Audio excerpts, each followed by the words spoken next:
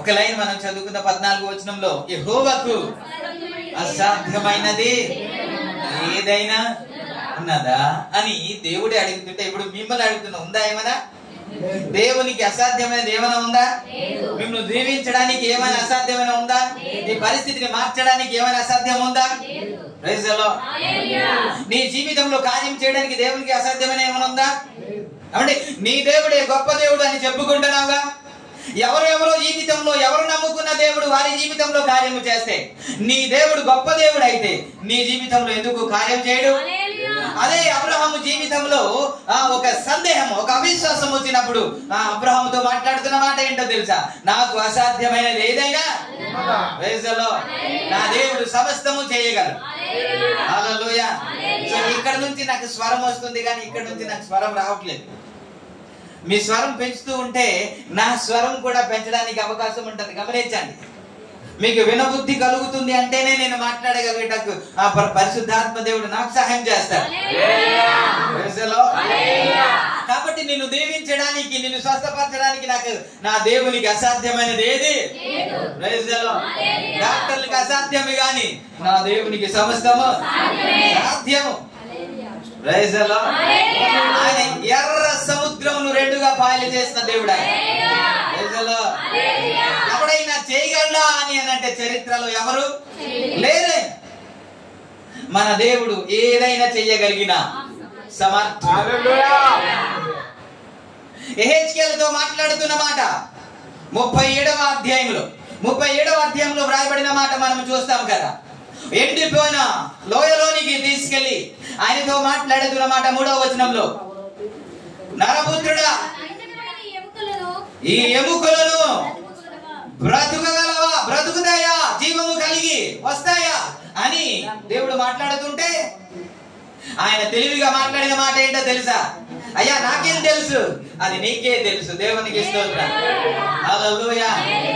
ఇప్పుడు నేను మిమ్మల్ని అడుగుతున్నాను, ఎండిపోయిన జీవితాన్ని చిగురింపజేసి చేయగలిగిన దేవుడు నీ దేవుడు. మనం పాట పాడతాం కానీ అర్థం కాదు. నా జీవితం ఎండిపోయిందండి, నా పరిస్థితి ఎండిపోయిందండి, ఇంకా చిగురిస్తుంది అని అనడానికి అర్హత అంటే అవకాశమే లేదు. ఎందుకంటే మొత్తం ఎండిపోయింది కాబట్టి. అవకాశం లేని చోట కూడా చిగురింపజేయగలిగిన దేవుడు కదా. మారా చేదైన జీవితాన్ని మధురముగా మార్చిన దేవుడు నా దేవుడు. హల్లెలూయా, హల్లెలూయా. మీరు పాడతారు కదా, మారా అనుభవం మధురముగా మార్చగలవు నీవు, మహోన్నతుడా నీ కృపలో నేను నివసించుట నా జీవిత ధన్యతయున్నది. ఆయన మారా అనుభవం కూడా మధురముగా మార్చగలిగిన నేను గ్యాప్ ఇస్తున్నానంటే మీరు అంటారు 4 రోజులు అయిపోయింది చనిపోయి. చెప్పండి, ఎవరైనా లేపగలరా? ఎవరైనా సజీవంగా పిలవగలరా? ప్రాణాన్ని ఇవ్వగలరా? నీ దేవుడు చేయగలరు. మరియకు అసలు విశ్వాసమే లేదండి, విశ్వాసమే లేదు. నా తమ్ముడు బ్రతుకుతాడు, దేవుడు అద్భుతాలు చేసి. అప్పుడు మార్తా మరియకి ఏమై అర్థమై ఉంటది? నా దేవుడు ఏదైనా చేయగలరు. నా తమ్ముడు చనిపోయి అది 4 రోజులు కాదు, 10 రోజులు అయిపోయినా, నెల రోజులు అయిపోయినా లేపగలిగిన సమర్థుడు నా దేవుడు.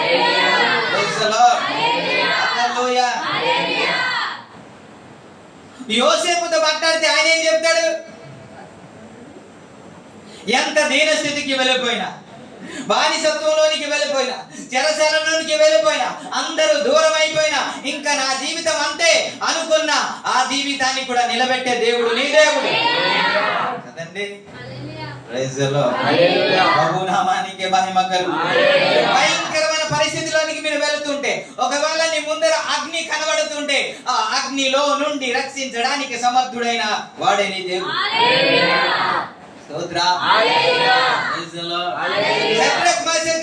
కనుక ఈ ముగ్గురిని అడిగితే వారు ఏం చెబుతారు? అయ్యా 7 అంతలు మండించినప్పటికీ కూడా మనుషులు అగ్నిలోనికి వెళ్తే ఇంకా బ్రతకడము అసాధ్యం. మొన్న ఫ్లైట్ లో జరిగిన సంగతి మనం చూస్తాం. ఒక్క క్షణంలోనే అందరు బూడిద అయిపోయారు కదా. మరి అగ్నిలోనికి వెళ్ళిన వారు బ్రతకగలరా అంటే నా దేవునికే సమస్తం. ఎరిగిన బిడలే మాట్లాడుతున్న మాట. ఈ వెడిమి గల అగ్నిగుండములో నుండి రక్షించడానికి నా దేవుడు సమర్థుడు. నీ చేతిలో నుంచి నన్ను విడిపిస్తా. నీ దేవుడు ప్రతి పరిస్థితి నుంచి విడిపిస్తాడండి. హల్లెలూయా. ఏమండి, దేవుడు బానిస బ్రతుకు నుండి ఐశ్వర్యంలోనికి నడిపించగలడా అని అంటే మనకి కళ్ళ ముందే కనబడుతుంది కదా. యోసేపు జీవితంలో ఎంత ఉన్నత స్థాయికి నడిపించాడు.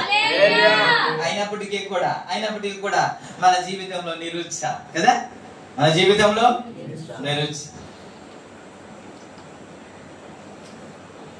డాక్టర్లు ఇది జరగదు అని చెప్పారనుకోండి, నా దేవుడు చేయగలడా లేదా? చేస్తాడు. అంటే ఇవన్నీ ఎందుకు నేను జ్ఞాపకం చేస్తున్నానంటే ఆయనకు అసాధ్యమైనది ఏది లేదు. ఇంతకీ ఈ రోజు ఏంటి నేను చెప్తున్న వాక్యం ఏంటి కదా? ఈరోజు ప్రభు వాళ్ళ గురించి మాట్లాడాలి, కానీ నేను మాట్లాడుతుంది ఆశీర్వాదం గురించి.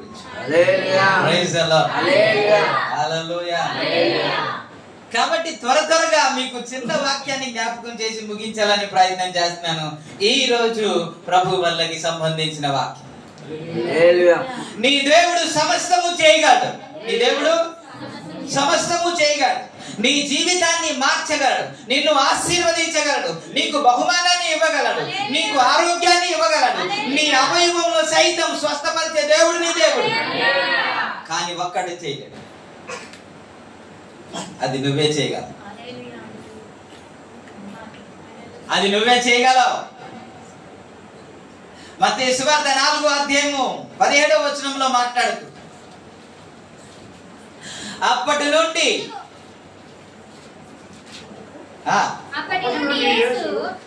నుండి యేసు పరలోక రాజ్యము సమీపించి ఉన్నది గనుక మారు మనస్సు. నీ జీవితాన్ని ఆశీర్వదించే దేవుడు నిజమే. నీ జీవితాన్ని మార్చే దేవుడు నిజమే. నిన్ను స్వస్థపరిచే దేవుడు నిజమే. ఇవన్నీ చేస్తాడు. ఆకాశములను చీలిస్తాడు, మనను కురిపిస్తాడు, ఎర్ర సముద్రము చీలిస్తాడు, మార్గాన్ని సరళము చేస్తాడు, అన్నీ చేస్తాడు. కానీ మారు మనస్సు ఎవరు పొందాలి? ఎవరు చేయాలి? Praise the lord. హల్లెలూయా. ఆ ఒక్కటే మనము చేయగలిగితే మిగతావన్నీ ఆయన చేస్తాడు. చెప్పండి, మనం ఏమైనా మృతుల నుంచి లేపగలమండి? ఒకవేళ చేస్తే ఆయన నామంలోనే చేయాలి, ఆయన ద్వారా మాత్రమే చేయాలి. కానీ మన వల్ల కాదు కదా. మనము ఒకరిని ఆశీర్వదించాలంటే అవుతా, ఒకరిని స్వస్థపరచాలంటే అవుతా, ఇంక ఏమైనా చేయాలంటే అవుతా. మన వల్ల ఏది కాదు. సమస్తము ఆయనే చేస్తాడు. సమస్తము ఆయనే చేస్తాడు. కానీ మన వల్ల ఏమవుతుంది తెలుసా?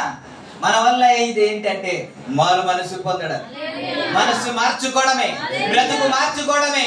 మన మనసును మార్చుకోగలిగితే, మన బ్రతుకులను మార్చుకోగలిగితే, మన ప్రవర్తనను మార్చుకోగలిగితే దేవుడు నీ జీవితంలో సమస్తము చేస్తాడు. Praise the lord. హల్లెలూయా. ఈ ఒక్కటి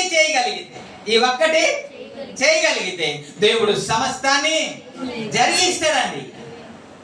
ఇవన్నీ చేయలేక ఒక్కటే మనం చేయట్లేదు కాబట్టి ఆశీర్వాదం మనం పొందుకోలేకపోతున్నాం. హల్లెలూయా. హల్లెలూయా. ఒకసారి మా ఇంటికి వచ్చేసి అయ్యా మీ ఆధార్ కార్డ్ అప్డేట్ చేయాలి అన్న. ఎందుకు అని అంటే మీ నంబర్కి ఓటీపీ రావట్లేదు. మీ ఫ్యామిలీ మెంబర్స్ గురించి అప్డేట్ చేయమని మాకు ఉత్తర్వులు జారీ చేశారు కాబట్టి అవన్నీ చేస్తారు. అందరిది అయిపోయింది, మీదే, మీ అమ్మ నాన్న నీది అవ్వలేదు అన్నారు. చూస్తే ఓటీపీ రావట్లేదు. వెళ్ళాను, అప్డేట్ చేయించిన తర్వాత ఇప్పుడు నా ఫ్యామిలీ ఆధార్ కార్డ్ కావచ్చు, లేకపోతే రేషన్ కార్డ్ కావచ్చు, మళ్ళా అప్డేట్ అవ్వాలంటే నాకు ఓటీపీ వస్తుంది కదండి. ఆ ఓటీపీ నేను చెబితేనే అవుతుంది, చెప్పకుండా అవుతుందా? అవుతుందండి. ఈయన నాకు లోన్ చేశారు, చేసి అయ్యారు ఓటీపీ వస్తుంది చెప్పండి అంటే చెబితే ముందుకు వెళ్తున్నా. నేను చెప్పలేదు అనుకోండి, అవుతుందా? నేను ఓటీపీ చెప్పను, నువ్వే చేసే అంటే అవుతుందా? మరి చేసేది అదే కదా. నేను మారు మనసు పొందను, నువ్వే ఆశీర్వదించాయి అని అవుతుందా? మీరంతా ఏటీఎం అంటే ఆ ఏటీఎం దగ్గరికి వెళ్ళండి, అన్ని ప్రాసెస్ కొట్టండి. అన్ని ప్రాసెస్ కొట్టిన తర్వాత నేను పిన్ నెంబర్ కొట్టను, వచ్చాయి అంటే అవుతా? పెట్రోల్ బంక్ వెళ్ళండి, పెట్రోల్ కొట్టించిన తర్వాత ఏం చేస్తాడు? ఇలా చేస్తాడు, ఇలా తీసి నీకు ఇస్తాడు, నేను కొట్టను అంటే అవుతా? మీ చేతిలో కొన్ని ఉన్నాయి, అది మీరు చేస్తేనే అవుతుంది. యేసయ్య చేతిలో కొన్ని ఉన్నాయి, మనం చేయలేనిది ఆయన చేస్తాడు, మనం చేయగలిగింది మనం చేయాలి. ఈరోజు అదే చేద్దాం. దేవునికి ప్రభు వల్లలోనికి వెళ్ళక ముందే అదే చేద్దాం. అది చేయగలిగితే నీ దేవుడు నీ జీవితాన్ని మార్చేస్తాడు, పరిస్థితిని మార్చేస్తాడు, ఆయన నీ బ్రతుకులను మార్చేస్తాడు, నీ ముఖం నిండా నవ్వును కలుగజేస్తాడు. భక్తులు అంటారు, అసలు మేము నవ్వుతామని అనుకోలేదు, అసలు మేము ఇక్కడికి వచ్చినప్పుడు కళ కనిన వాళ్ళ వల్లే మేము ఉన్నాం, మా నోటి నిండా నవ్వు ఉంది అంటారు. ఒక్కొక్క టైంలో మనసు ఎలాగంటే విచారంగా ఉంటది కదా, ఒక్కొక్క టైంలో ఎందుకో గానీ మనసు అంతా ఉల్లాసంగా ఉంటది, సంతోషంగా ఉంటది. ఏమొచ్చింది? ఏమో ₹1,00,00,000 వచ్చిందంటే ఏమి రాలేదు, కానీ ఆ మనసు ఏమో సంతోషంగా దేవుడు అలా కలుగ చేస్తాడు. ఏం చేస్తే పిల్లి పడితే ఓటీపీ చెప్తే దేవునికి స్తోత్రం. ఓటీపీ దాచుకోమాకండి, అప్డేట్ అవ్వాలి కదా, దేవునికి స్తోత్రం. పథకాలు వస్తున్నాయి, ఒకరికి 14 మంది ఉంటే 14 మందికి పడిపోయిందంట. యేసు రక్తమే చేయి. మరి ఓటీపీ మీరు చెప్పలేదు కాబట్టి మీకు రాదు. నాకు రాదయ్యా అనగానే తక్కువ ఫామ్ పంపించారు అయినా, అయ్యా ఇది తీసుకెళ్ళి చేయండి అనేసి చాలా హెల్ప్ చేస్తున్నారు నాకు. Praise the lord. హల్లెలూయా. కాబట్టి ప్రభు వల్లలోనికి వెళ్ళేటప్పుడు మనం ఏం చేయాలి? మారు మనసు పొందాలి. ఎందుకని మారు మనసు పొందాలి? ఇప్పుడు మీకు చెప్తా. నిజానికి చెప్పాలంటే మనలో ఏ మంచి లేదు. ఏ మంచి లేదు. 51వ కీర్తనలో మనం చూస్తాం, 5వ మాట అనుకుంటా, పాపంలోనే నేను పుట్టాను, పాపంలోనే నా తల్లి నన్ను కన్నది అని అంట కదండి. పాపంలో పుట్టినవాడను, పాపంలోనే నా తల్లి నన్ను గర్భము ధరించింది. అంటే పుట్టుక పాపమే అండి. యెషయా ప్రవక్త అంటున్న మాట 6వ అధ్యాయం 5వ వచనమా ఒకసారి చూడండి. అయ్యో నేను పాపపు పెదవులు గల మనుషుడా, పాపపు పెదవులు గల మనుషుల యొద్ద నివాసము చేయుచున్నవాడను అని అంతేనండి. 5ఏనా? అంటే పుట్టుక పాపము, జీవితము పాపమే. పౌలు అంటాడు, నీతిమంతుడు లేడు, ఒక్కడును లేడు, అందరూ పాపము చేసి దేవుడు అనుగ్రహించే మహిమను పొందలేకపోతున్నా. మీరు పలుకుతారేమో అని మాట్లాడుతున్నానండి. మీరు పలుకుతే బాగుంటదండి. దేవునికి స్తోత్రం. హల్లెలూయా. పొద్దున వాడు వచ్చి నెత్తి మీద కూర్చుంటే బాగోదని, అందుకే పలుకుతూ ఉంటే యేసు రక్తమే జై రాడు. ఇంకా ప్రభు నామానికి మహిమ కలుగును గాక. మంచి మనుషులందరూ స్తోత్రం చెప్తారు.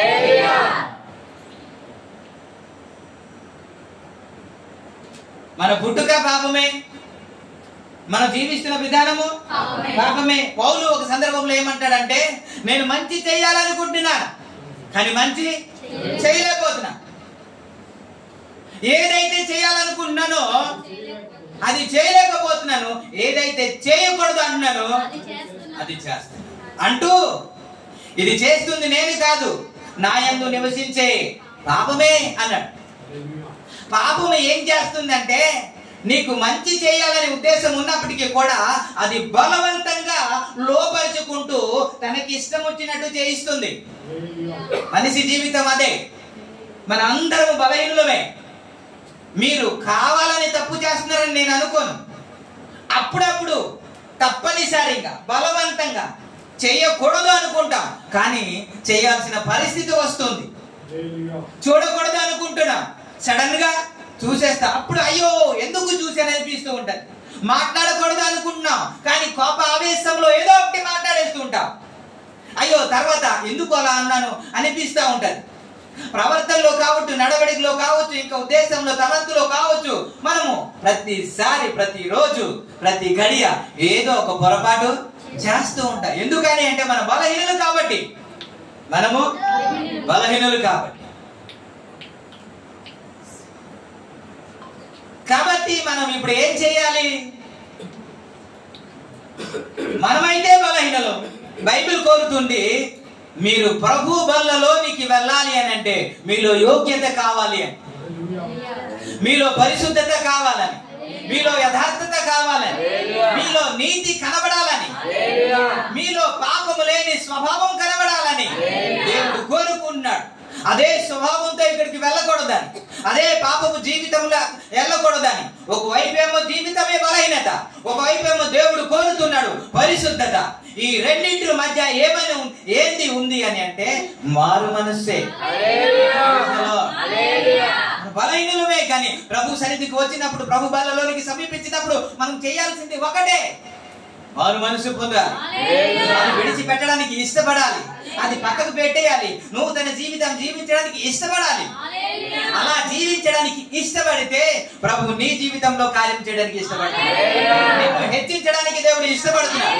నీ జీవితంలో మార్పు కలుగజేయడానికి దేవుడు ఇష్టపడుతున్నాడు. మనము మార్పు పొందడానికి ఇష్టపడితే మనం ఎప్పుడు ఏం పాడతాంటే మార్పు చెందవా నీవు, మార్పు చెందవా. నీవు ఎప్పుడు పక్కన అడుగుతాం కదా, మన గురించి మనం పాడం కదా, కానీ ఇలా పాడితే బాగుంటది కదా. ప్రతిరోజు పాడుతున్నా మార్పు చెందుతా నేను, మార్పు చెందుతా, నా మనసును మార్చుకుంటా కదా. ఇలా పాడుకుంటే ఎంత బాగుంటది. ఏమైనా దావీదు పక్కడికి చెప్పలేదు కదా, నా ప్రాణమా అని తను చెప్పుకుంటున్నాడు కదా. ఎవరిని ఎంకరేజ్ చేస్తున్నాడు? నా ప్రాణమా యెహోవాను సన్నిధించుము, నా అంతరంగంలో ఉన్న సమస్తమా ఆయన నామమును సన్నిధించు. ఆయన చేసిన మేలులలో దేనిని మరొకమని పక్కడికి చెప్పలే. మనం చెప్పేది ఏంటంటే మనసు ఉందా, ఈడేమో తేడాగా ఉంటాడు, ఇక్కడేమో పరిశుద్ధుడు అని బిల్డప్ చెప్తాడు, పక్కకేమో తేడాగా ఉంటాడు, ఇక్కడికి వచ్చేమో నీతి మాటలు చెబుతూ ఉంటాడు. అప్పుడు రవియే మీకు చెప్తే బాధపడతారు కదా. ప్రభు నామానికే మహిమ కలుగును. ఒకవైపేమో పాపపు స్వభావము, మరోవైపేమో దేవుడు కోరుతుంది పరిశుద్ధత. ఈ రెండిట్లో మ్యాచ్ అవ్వాలంటే మధ్యలో మారు మనసు. ఏమంటారంటే అయ్యా బలివరండి, ప్రభు బల్లలోనికి వచ్చేటప్పుడు మారు మనసు పొందుకుంటా వెళ్తామా, ప్రార్థన చేయకుండా వెళ్తామా, ప్రార్థన చేయకుండా తినేస్తామా? కాదండి, మీకైతే వినపడట్లేదు, కానీ మేమైతే మనసులో ప్రార్థన చేస్తున్నామండి, మనసులో పశ్చాత్తాప పడుతున్నామండి అన్నా వలే.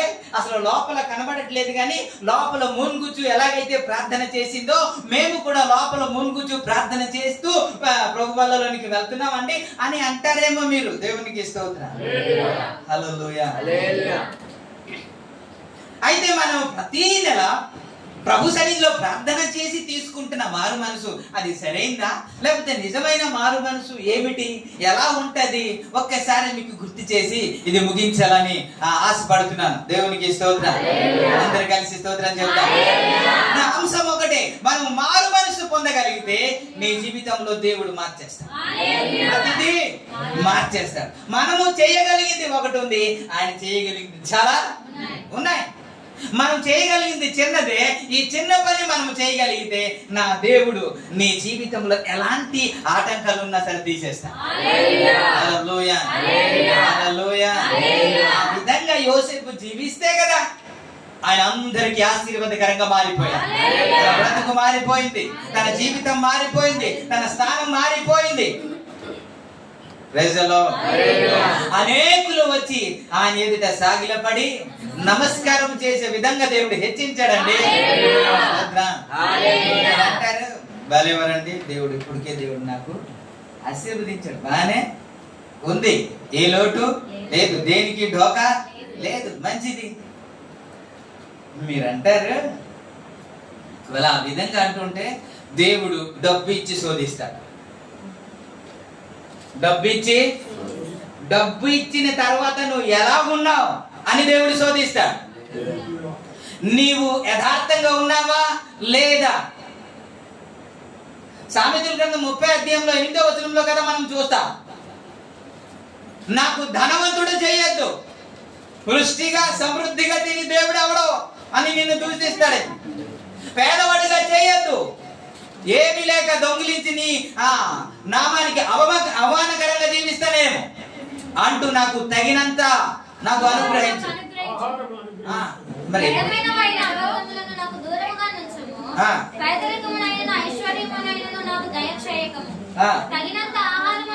తగినంత ఆహారం నాకు అనుగ్రహించుము. ఎందుకు అని అంటే మనకు ఎక్కువ అయిపోతే దేవుడు అక్కర్లేదు, మనకి ఎక్కువ అయిపోతే దేవుడు అక్కర్లేదు. మనకు జ్వరంగా ఉంటేనే, మనకి ఇబ్బందిగా ఉంటేనే, పరిస్థితి మారిపోతేనే, పరిస్థితి తారుమారైపోతేనే దేవుని సన్నిధికి వస్తాం. దేవునికి స్తోత్రం. అప్పుడు దేవుని పాద సన్నిధికి వస్తాము. సమృద్ధిగా ఉంటే రాము. ఎందుకని దేవుడు సమృద్ధి ఇచ్చాడు తెలుసా? సమృద్ధి ఇచ్చి టెస్ట్ చేస్తున్నాడు. సమృద్ధి ఇచ్చి టెస్ట్ చేస్తున్నాడు. సమృద్ధి ఉన్నప్పటికీ కూడా యోబు యథార్థంగా జీవించాడు. ఏ పాపము చేయకుండా జీవించాడు ఆయన. అప్పుడు అపవాది అంటాడు సమృద్ధిలో కాదు పేదరికంలో టెస్ట్ చేయి అంటాడు. పేదరికంలో టెస్ట్ చేయి అంటే పేదరికంలో కూడా నా భక్తుడు నా యుద్ధ నుండి తొలగిపోడు, ఆయన యథార్థవంతుడు అని చెబితే ఒక్కసారి అవకాశం ఇవ్వు అన్నాడు. మొత్తం అంతా ధనమంతా తీసేస్తే అప్పుడు కూడా అంటాడు మనము దేవుని యుద్ధ నుండి మేలే పొందాలా, కీడు అనుభవించకూడదా అన్నవాడు యోబు ఒక్కడే. ఆయన ధనవంతుడుగా ఉండినప్పుడు జయ జీవితం సాధించాడు, పేదరికంలో కూడా జయ జీవితము సాధించాడు. సమృద్ధిగా ఉంది కాబట్టి ఇది దేవుని ఆశీర్వాదమే అని అనుకోవద్దు. దేవుడు ఆశీర్వాదము కావచ్చు, కానీ ఇచ్చి టెస్ట్ చేస్తున్నాడు నీకు. హల్లెలూయా. తన నామాన్ని పెట్టుకున్నారు కదా, తన నామాన్ని ధరించుకున్నారు కదా, నా పేరు పెట్టబడిన నా జనులు అని పిలువబడుతున్నారు కదా, ఆ జనులు దేవునికి ఇష్టలుగా ఉన్నారా లేదా అని దేవుడు టెస్ట్ చేస్తున్నాడు. హల్లెలూయా. ఆ ఆశీర్వాదము తీసుకొని తినుము, తాగుము, సుఖించుము, అనేక దినములు కొరకు నీ కొరకు సిద్ధపరచబడి ఉన్నది అని చెప్పుకుంటే అక్కడ నుంచి ఒక స్వరం వస్తుంది, రే అడుగుతున్నారు ఏం చేయమంటావు అని అంటే పరలోకము నా దేశము పెట్టి సర్దుకోవడం దేవునికి ఇష్టం. టెస్ట్ చేస్తున్నారు. Praise the Lord. ఏం చేయాలి? అన్ని పరిస్థితిలో జయ జీవితం కాబట్టి నీ పరిస్థితి ఎలాగున్నావు, ఇప్పటికే ఒకవేళ పేద పరిస్థితి ఉంటుంది, నీ పరిస్థితి కూడా దేవుడు మారుస్తాడు. మనం ఏం చేయాలి? ఓటీపీ చెప్పాలి. మారు మనసు ఏ విషయంలో అంది నాకు తెలియదు సుమా, ఆయనకి మీకే తెలుసు, ఆయనకి మీకే. ఆయన దగ్గర మారు మనసు పొందే సరిపో, దేవుడు ఆయనే దీవిస్తాడు. ఈరోజు ప్రభు బల్లలోనికి వెళ్ళినప్పుడు కొంతమంది ఎలా మారు మనసు పొందారు ఒకసారి మీకు జ్ఞాపకం చేస్తే లూకా సువార్త 7వ అధ్యాయంలో 36 నుంచి కొన్ని మాటలు ఉంటాయి, మీరు అలా చూస్తూ ఉండండి. ఒక ఫరిసయుడు యేసుక్రీస్తు ప్రభుని భోజనానికి పిలిచాడంట. భోజనానికి పిలిచి ఆయన ఎందుకు పిలిచాడంటే యేసుక్రీస్తు ప్రభు అని బోధకుడుగా, లేకపోతే ఒక ప్రవక్తగా, లేకపోతే ఒక దేవునిగా, లేకపోతే ఒక గురువుగా అని భావించాడు కాబట్టి, గౌరవించాడు కాబట్టి భోజనానికి పిలిచాడంట. భోజనానికి చాలా మంది వచ్చారు. ఆ భోజనంలో కూర్చుండేటప్పుడు ఆ ఊర్లో ఉన్న ఒక పాపాత్మురాలు స్త్రీ అంట అక్కడికి వచ్చిందంట. అక్కడికి వచ్చి వెనకాట్ల ఆయన మఠం వేసి కూర్చున్నారు. ఎలా కూర్చున్నారో తెలియదు కానీ ఆ పాదములకు ముద్దు పెట్టుకొనుచు కన్నీరు కార్చుచు తన తల వెంట్రుకలతో పాదములు తుడుస్తా ఉంటే ఆ పిలిచిన వ్యక్తి అనుకుంటున్నాడు, ఇతడు దేవుడైతే, ఇతడు ప్రవక్త అయితే, ఇతడు బోధకుడైతే ఇతనికి తెలియదా ఆ స్త్రీ ఎలాంటిదో, పాపాత్మురాలు అని తెలియదా, ఒక్క తను తనకపోయాడా అని ఆలోచిస్తా ఉంటే యేసు ప్రభు వారు హృదయాన్ని ఎరిగిన దేవుడు కదా, హృదయ ఆలోచన ఎరిగిన దేవుడు కదా, అంతరంగాన్ని ఎరిగిన దేవుడు కదా. ఆయన సీమోనుతో పిలిచి, సీమోను ఒక ఎగ్జాంపుల్ చెబుతున్నాను, కొంతమందికి ఒక 100 రూపాయలు ఇచ్చారు, కొంతమందికి 1000 రూపాయలు ఇచ్చారు అనుకుందాం. ఈ ఇద్దరిని 100-1000 రూపాయలు ఇచ్చిన తర్వాత ఇద్దరికి తీర్చడానికి వారికి అవకాశం లేదు, ఇబ్బందిమైన పరిస్థితి. ఆ యజమానుడు ఏం చేశాడంటే ఇద్దరిని క్షమించి పడేశాడు. ఇప్పుడు ఎవరిని ఎక్కువగా ప్రేమించినట్లే అని అడిగితే అందుకు సీమోను అతడు ఎవరికి ఎక్కువగా క్షమించను వాడే అతన్ని ఎక్కువగా ప్రేమించను అన్నమాట మనం చూస్తాం. నువ్వు సరిగ్గా చెప్పావు, సరిగ్గా యోచించావు అని యేసుక్రీస్తు ప్రభు వారు మాట్లాడతారు. Praise the lord. ప్రభునామానికే మహిమ కలుగును గాక. హల్లెలూయా. అప్పుడు యేసు ప్రభు వారు మాట్లాడుతున్న మాట ఏంటో తెలుసా? మీ ఇంటికి వచ్చాను, కాళ్ళు కడుక్కోవడానికి నీళ్లు ఇవ్వలే, కానీ నేను వచ్చినది మొదలుకొని తన కన్నీళ్లతో ఏం చేస్తుందంట, నా పాదాలు కడుగుతుందయ్యా. అంత మాత్రమే కాకుండా నన్ను ముద్దు పెట్టుకోలేదు నువ్వు, కానీ వచ్చినప్పటి నుంచి నా పాదాలకి ముద్దు పెట్టుకుంటుంది. అంత మాత్రమే కాకుండా తుడుచుకోవడానికి నువ్వేమి ఇవ్వలే, కానీ తన స్త్రీకి గౌరవం ఏంటో తెలుసండి, ఈ తల గురువేనండి, ఈ తల వెంట్రుకలే, కానీ దానితో ఏం చేస్తుందంటే యేసయ్య పాదాలు తుడుస్తుంది అని అంటే ఆమె ఎంతగా తగ్గించుకుందో ఒకసారి. దినవృత్తాంత గ్రంథం 7:14లో, 2వ దినవృత్తాంత గ్రంథం 7:14 మనం ఏం చూస్తాం? తరచుగా మనము కట్టత వాక్యమే, నా పేరు పెట్టబడిన నా జనులు తమను తాము తగ్గించుకొని అని, తగ్గించుకొని ప్రార్థన చేసి తమ చెడు మార్గమును విడిచిపెట్టిన ఎడల ఆకాశము నుండి వారి ప్రార్థన నేను ఆలకించి వారి దేశమును నేను స్వస్థపరచుదను అన్నమాట మనం చూస్తాం. ఏం చేయాలంటే మొట్టమొదటి ఆయన పేరు పెట్టబడిన జనులు తమను తాము తగ్గించుకోవాలి. ఆమె తగ్గించుకొని మొర పెడుతుంది. ఈయన అంటున్నాడు కదా, ఇంకా తెలియదా ఆయనకి, ప్రవక్తకి తెలియదా, ఆమె పాపాత్మురాలని తెలియదా అని అంటున్నాడు. ఈయన పరిసయుడు అంటున్నాడు. ఇప్పుడు నేను ఒక మాట చెబుతాను, అక్కడికి వచ్చి ఆమె పాపాత్మురాలి కాళ్ళు పట్టుకొని ముద్దు పెట్టుకుంటుంది కదా, కన్నీరు కారుతుంది కదా,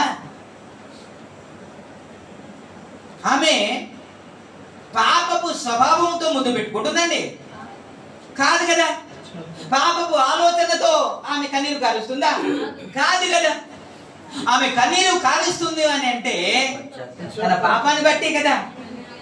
ఏమనుకునిందో యేసయ్య గురించి, ఈయనే నా పాపాన్ని క్షమించేవాడు, ఈయనే నన్ను పరిశుద్ధపరచువాడని, ఆయనే నన్ను రక్షించువాడని అంగీకరించింది, నమ్మింది కాబట్టి అతని పాదాల చెంత పడి ఏడుస్తూ ఉంది.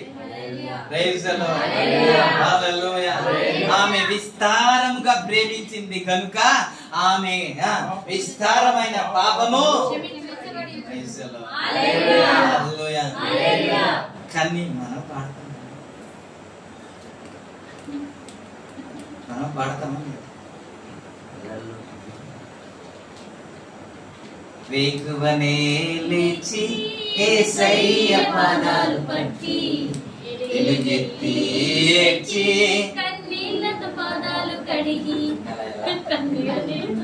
ఎప్పుడు వేకువనే కన్నీళ్లతో పాదాలు కడిగి ఆరాధన యేసు రక్తమే పాట మాత్రం భలే పాడతాం. ఆమె పాట పాడలేదు సుమా, ఆమె పాట పాడలేదు, చేసి చూపించింది. హల్లెలూయా. ఆ పశ్చాత్తాపం ఎలా ఉంది? ప్రభువా, ప్రభు బల్లలోనికి వెళ్తున్నాను నాయన, క్షమించు నాయన, పరిశుద్ధపరచు నాయన, ఆమేన్ అన్నదా? మన ప్రార్థనకి ఆమె ప్రార్థనకి చాలా వ్యత్యాసం ఉంది కదా. ఆమె కన్నీళ్లతో ప్రార్థన చేస్తుంది కదా. కన్నీళ్లతో ఏమైనా కడిగవచ్చండి? అవుతుందా? కన్నీళ్లతో కడగడం అవ్వదు కదా. ఆమె కన్నీళ్లతో తన పాదాలను కడిగిందని కదా బైబిల్ చూస్తాం. కడుగుతామా? అంత నీరు వస్తుందా? మరి ఎంతగా ఏడ్చిందో ఒకసారి ఆలోచించండి. 6వ కీర్తనలో కూడా 6వ వచనంలో కీర్తనకారుడు దావీదు చెప్తున్న మాట, నేను మూలుగుచ్చి అలిసి ఉన్నాను, ప్రతి రాత్రి నా కన్నీరు విడుచుచు నా పరుపు తేల చేయించున్నాను, నా కన్నీరు చేత నా పడక కొట్టుకొని పోచున్నది. కన్నీరు చేత నా పడక కొట్టుకొని పోచు, అంతగా ఏడుస్తున్నాడు. దేవునికి ఇష్టం. మారు మనస్సు అంటే ఏంటో తెలుసా? అంతగా ప్రభు సన్నిధిలో కన్నీరు కార్చడం, ప్రభు పాదాలు పట్టుకొని కన్నీరు కార్చడం, ప్రభు కార్యము చేసే వరకు కన్నీరు కార్చడం, ప్రభు క్షమించే వరకు కన్నీరు కార్చడం. ఆమె స్త్రీ వచ్చిందంట. చాలా మంది ఉన్నారు. చాలా మంది ఉన్నప్పటికీ కూడా ఎవరైనా చూస్తారేమో, ఆయన పాదాలు పట్టుకుని ఏడిస్తే, లేకపోతే ఈ తల వెంట్రుకలతో తుడిస్తే నేను సిగ్గైపోతానేమో, నాకు సిగ్గే మిగులుతుందేమో అని ఇవన్నీ ఆలోచించకుండా ఎవరు చూసినా ఎవరు చూడకపోయినా దేవునికి స్తోత్రం. నా పాపములు క్షమించబడాలి, నా పాపములు కడగబడాలి, నేను పరిశుద్ధపరచబడాలి, ఆయనే క్షమించే దేవుడు అని ఎప్పుడైతే యేసయ్య కనబడ్డాడో అప్పటి నుంచి పాదాలు విడవలేదు. ఈ పాట ఈవిడి పాడితే బాగుంటుందా, మనం పాడితే బాగుంటుందా?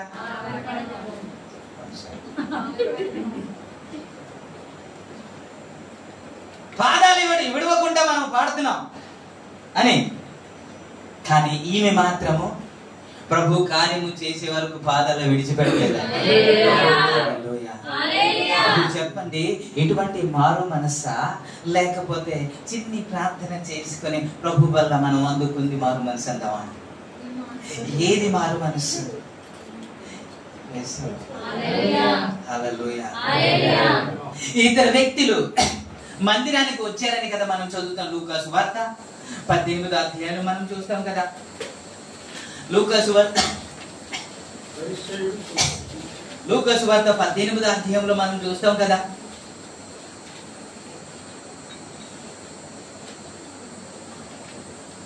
పరిసయ్యుడు 11వ వచనం.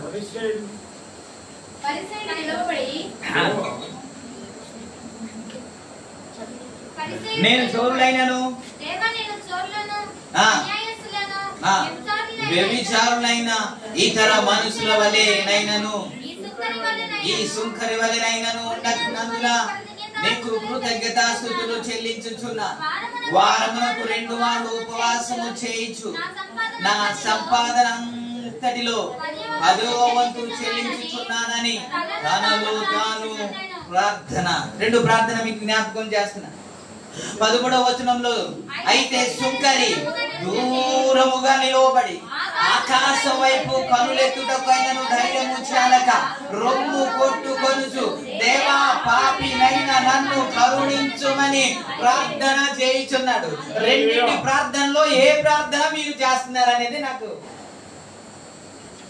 మనం మారు మనసు పొందాం కదండి, మారు మనసు ప్రతిరోజు పొందుతున్నాం కదండి. ప్రతి నెల ఈ విధంగా ప్రభు బల్లలోనికి వచ్చినప్పుడల్లా మారు మనసు పొందుతాం కదండి. కానీ ఎలా ఉంది ఆ ప్రార్థన? రెండింటి ప్రార్థన మీరు చూడండి. ఆయన ప్రార్థన చేస్తున్నాడు, కానీ ఒకడేమో దూరంగా నిలబడి ఉన్నాడు. ఆయన దేవుని సన్నిధికి రావడానికి కూడా భయపడుతున్నాడు. ఆయన ఆకాశం వైపు కన్నులెత్తడానికి కూడా. ఇప్పుడు ఇప్పుడు మీరు చూడండి, కళ్ళు ఎత్తండి, ఏమైనా భయం వేస్తుందా? దేవుడు వచ్చి టపమని కొడతాడా అండి? మరి ఆకాశం వైపు కళ్ళు ఎత్తడానికి కూడా ధైర్యం చాలదండి. దాని అర్థం ఏంటో తెలుసా? ఆయన అంతగా భయపడుతున్నాడు అని దేవునికి స్తోత్రం. దేవునికి అంతగా భయపడుతున్నాడు. తన పాపములు ఒప్పుకొనుచు దేవుని సన్నిధిలో ధైర్యంగా మాట్లాడడానికి తనకు ధైర్యము చాలట్లేదంటే దేవుడు ఆకాశమందు ఉన్నాడు, సమస్తం ఆయన చూస్తున్నాడు. ఆయన యథార్థమంతుడు, ఆయన పరిశుద్ధుడు. నేను పాపి కనుక ఆయన చూడటము అసాధ్యము. ఆయన సన్నిధిలో నేను ప్రార్థన చేయలేను, అయితే కనికరించునైనా, అయితే కృప చూపునైనా అని గుండెలు బాదుకుంటూ ఏడుస్తున్నాడంటే దేవునికి స్తోత్రం. అందుకే రెండింటి ప్రార్థన మనం ప్రార్థన చేద్దాం. ప్రభువా, లాస్ట్ కి మీకు సమయం ఇస్తుంటే అయ్యా ప్రార్థన చేయండి, 1 నిమిషం మీకు ప్రార్థన సమయం ఇస్తున్నాను, ప్రార్థన చేయండి, ఒప్పుకోండి అంటే సౌండే రాదు. మీరు ఏమని ప్రార్థన చేస్తున్నారో తెలియదు, కానీ ఈ వ్యక్తి గుండెలు బాదుకుంటూ ఆయన ఏడుస్తూ ఉన్నాడు. ఇప్పుడు ఎవరిని క్షమిస్తాడు దేవుడు? ఎవరిని నీతిమంతులుగా చేస్తాడు? ఇక్కడ ఎవరిని నీతిమంతులుగా చేస్తాడంటే అతని కంటే ఇతడు నీతిమంతులుగా తీర్చబడ్డాడు అని బైబిల్లో రాయబడింది కదా. స్తోత్రం. ఎవరు నీతిమంతుడిగా చేయబడ్డాడు? సరైన మారు మనసు పొందినవాడు, సరైన పశ్చాత్తాపం పొందినవాడు, గుండెలు బాదుకుంటూ ప్రభు సన్నిధిలో కన్నీరు కార్చినవాడు. నిజమే, నేను తప్పు చేశాను, నేను బలహీనుడిని, అయ్యా ఈ పాపము నుండి నన్ను విడిపించు, నన్ను పరిశుద్ధపరచు అని తన రక్తాన్ని ఆశ్రయించిన వారినే కదా దేవునికి స్తోత్రం. హల్లెలూయా. ఇలాంటి మారు మనసు మన జీవితంలో రాగలిగితే ఆయన సమస్తముని జీవితంలో, హల్లెలూయా, అలాంటి పశ్చాత్తాపం నా జీవితంలో నీ జీవితంలో రాగలిగితే నీ పరిస్థితి మార్చగలిగిన దేవుడు నా దేవుడు. మీరు ఎన్నో రోజుల నుంచి ప్రార్థన చేస్తారు, భర్త మారాలని, భార్య మారాలని, పిల్లలు మారాలని, ఇంకొకటి జరగాలని ప్రార్థన చేస్తున్నారు. ఒకటి చేయండి, సరైన మారు మనసులోనికి రాగలిగితే నా దేవుడికి అసాధ్యమైనది ఏది సమస్తము. ఏ రంగంలో మారు మనసు పొందాలి, దేని విషయంలో మారు మనసు పొందాలి, ఏది విడిచిపెట్టాలా, ఏది పట్టుకోవాలా, మనం పట్టుకోగలిగితే దేవుడు ఏది కార్యము చేయాలో అది చేస్తాడు. ఇద్దరు ప్రార్థన చేశారండి. ఎవరు నీతిమంతులుగా తీర్చబడ్డారండి? అది నిజమైన మారు.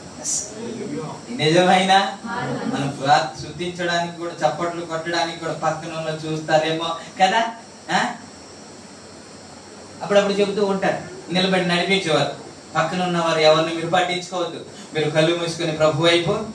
అందుకే చూడొద్దు ఎందుకు అంటామంటే, మనం చూస్తే పక్కన ఉన్న వాళ్ళు కనబడతారు, మనం కళ్ళు మూస్తే మనం ప్రభుని చూడగలం. మనము మన ప్రభుని స్తుతించాలి. హల్లెలూయా. ఈ వ్యక్తి ప్రార్థన చేస్తున్నారంట, పక్కన ఏమనుకుంటారో, ఒకవేళ అలా నేను పాపి అని ఒప్పుకుంటే అడే పాపిరా అంటారేమో అని అలా అనవు మనం కదా. ఆ మాట ఉపయోగించం, గట్టిగా మాట్లాడం. కానీ ఇతడు గట్టిగా ప్రార్థన చేస్తున్నాడు. ఏమని తెలుసా? పాపినైన నన్ను, అంతే సార్, పరిశుద్ధులే కానీ పాపినైన నన్ను కరుణించుము అంటున్నా. ఆ ప్రార్థన దేవునికి ఇష్టమైన ప్రార్థన.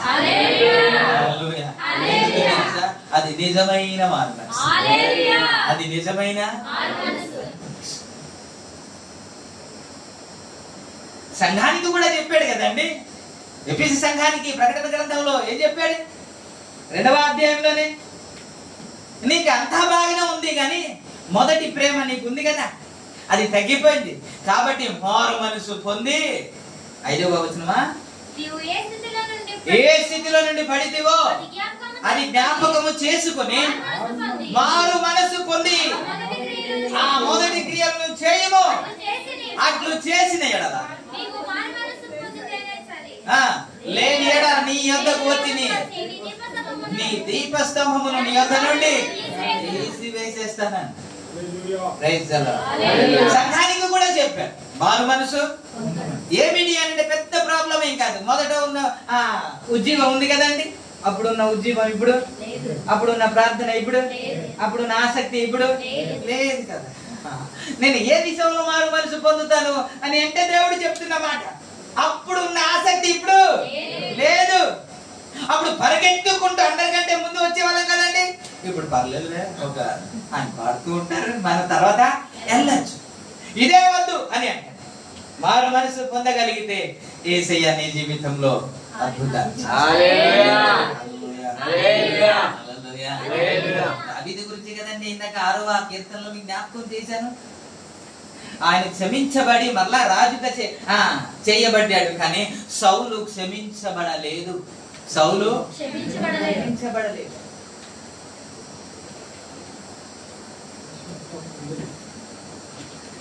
రెండవ సమూయేలు గ్రంథంలో అక్కడ రాయబడిన మాట ఏంటంటే, సౌలుకు నా కృపను దూరము చేసినట్లు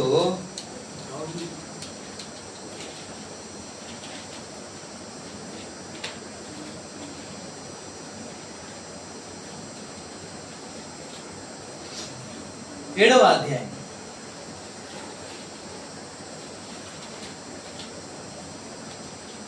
15వ వచనం.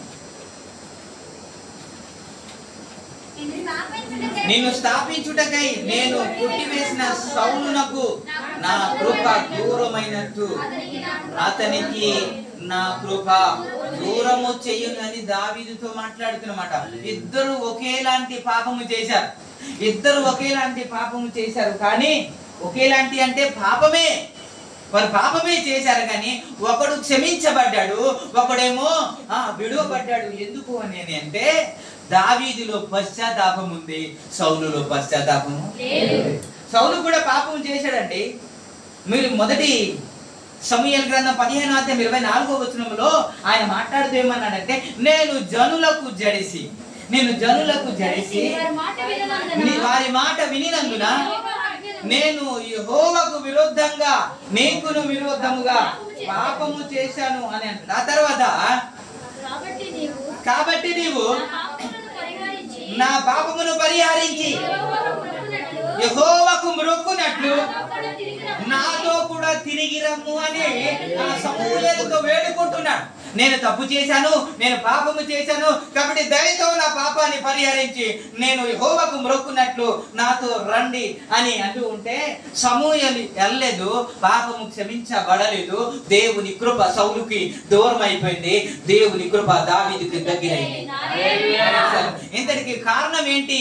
ఈ రెండిట్లో డిఫరెన్స్ ఏంటి అని అంటే, సౌలు తప్పు చేశానని పశ్చాత్తాప పడలేదు. నేను తప్పు చేశానని ఒక బాధే లేదు, ఒక పశ్చాత్తాపము లేదు, ఒక ఆక్రందన లేదు, ఒక కన్నీరు లేదు. కానీ దావీదు ఏమని ప్రార్థన చేస్తున్నారంటే, ప్రభువా నన్ను కరుణించు. ఒకసారి 51వ కీర్తనలో మీరు 6వ చరణం నుండి కానీ మీరు అలాగా చదువుకుంటే 51వ పాట 6వ చరణం నుండి ఆయన నీ అంతరంగంలో సత్యము కోరుతున్నావు,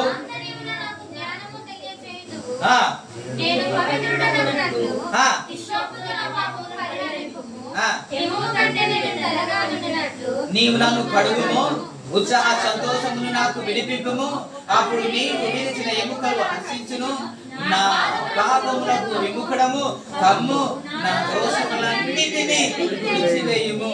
దేవా నా శుద్ధ హృదయము కలుగజేయుము, నీ సన్నిధి నుండి నన్ను తోసివేయుము, నీ పరిశుద్ధాత్మను నా యొద్ద నుండి నీ రక్షణానందము నాకు మరలా సమ్మతి గల మనస్సు కలుగజేసి. ఇది ప్రార్థన చేస్తున్నారు. ఈ ప్రార్థన చేస్తూ అనంట కన్నీరు కారుస్తూ ఉంటే తన పరుపు కొట్టుకొని పోవచ్చుంది. సరైన మారు మనసు అనేది మీకు 3 జ్ఞాపకం చేశాను. ఒకటి పాపాత్మురాలైన స్త్రీ, రెండోది సుంకరి గురించి, మూడోది దావీదు గురించి జ్ఞాపకం చేస్తున్నాను. వారి ప్రార్థనకి మన ప్రార్థనకి ఏ మాత్రం మ్యాచ్? మనం మారు మనసు పొందామంటాం కానీ అది సరైన మారు మనసు కాదు. ఇలా సరైన మారు మనసులోనికి రాగలిగితే, ఎవరైతే సరైన మారు మనసులోనికి వెళ్తారో వారిలో కన్నీరు ఆగదు. ఆటోమేటిక్ గా కన్నీరు వస్తాయి. మనం ప్రయత్నం చేస్తే రాదు. దేవునికి ఇస్తాం. మన తప్పు ఆటోమేటిక్ గా మనకు ఒప్పింపజేస్తుంది. పరిశుద్ధాత్మ దేవుడు అంట పాపాన్ని గురించి తీర్పుల గురించి ఒప్పింపజేస్తాడంట ఆయన. ఒప్పింపజేసినప్పుడే మనము ఏడవకూడదు అన్నప్పటికీ కూడా ఏడవకుండా ఉండాలి. ఇర్మియా అంటాడు, ఆయన పేరు నేను ఎత్తను, ఆయన గురించి నేను ప్రకటించను అని నా మనసులో నేను అనుకున్నాను, అయితే నా హృదయంలో ఒక మంట రగులుతున్నది అంటాడు. హృదయంలో వేదన ఉంటే, హృదయంలో సరైన మారు మనసు వస్తే అది కంట్లో నుంచి కనబడుతుంది. సరైన మారు మనసు రాగలిగితే నా దేవుడు నీ జీవితాన్ని మార్చడానికి సరైన మారు మనసులోనికి రాగలిగితే దేవుడు తన రక్తము ద్వారా కడుగుతాడు. యేసు రక్తమే ప్రతి పాపము నుండి కడిగి పరిశుద్ధ పరుస్తుంది అన్నదే. అంటే కడిగేస్తాడేమో, అంటే శుద్ధి చేసేస్తాడేమో అనా. మనం పలుకుతూ ఉంటే ఏసన్న గారు ఒక దినాన ఒక రోజు మాట్లాడుతూ ఏమన్నారంటే, ఒక దెయ్యం పట్టిన ఆమెను తీసుకొచ్చి ఒక నలుగురు పట్టుకున్నారంట. వదలండి అని అంటే నలుగురు పట్టులేకపోతున్నారు, చిన్న అమ్మాయిని పట్టుకోలేకపోతుంటే ఈయన వచ్చారంట. ఏం ప్రార్థన చేయలేదంట. ప్రార్థన రాగానే ఆపో, ఆ మాట ఆపో, నువ్వు అనకు అంటుందంట. ఏ మాట అని అంటే ఆయన మనసులో అనుకుంటున్నారంట. ఆయన మనసులో యేసు రక్తమే అని అంటూ వస్తూ ఉంటే ఆ దెయ్యం పట్టిన ఆమె అంటుందంట, అబ్బో ఆ మాట అంటేనే నీకు విజయం. దేవునికి ఆ మాటే మనకి విజయాన్ని అనుగ్రహిస్తుంది. ఆ రక్తమే మనల్ని పరిశుద్ధపరుస్తుంది. ఆ రక్తమే మనల్ని నీతిమంతులుగా చేస్తుంది. ఆ రక్తమే మనల్ని యోగ్యులుగా చేస్తుంది. ఆ రక్తమే మనకు అర్హులుగా చేస్తుంది. ప్రభు మీ అందరినీ అర్హులుగా మార్చునుగా, పరిశుద్ధులుగా మార్చునుగా, యోగ్యులుగా మార్చునుగా, పశ్చాత్తాపాన్ని పుట్టించునుగా. ప్రభు నీ జీవితంలో మార్పు కలుగజేయునుగా. మీ కుటుంబాన్ని దేవుడు ఆశీర్వదించునుగా. మీ కుటుంబంలో ఒక వింత కార్యము ఈ సంవత్సరం జరిగించునుగా. మాటలు ఆశీర్వదించునుగా. మూసుకుందాం.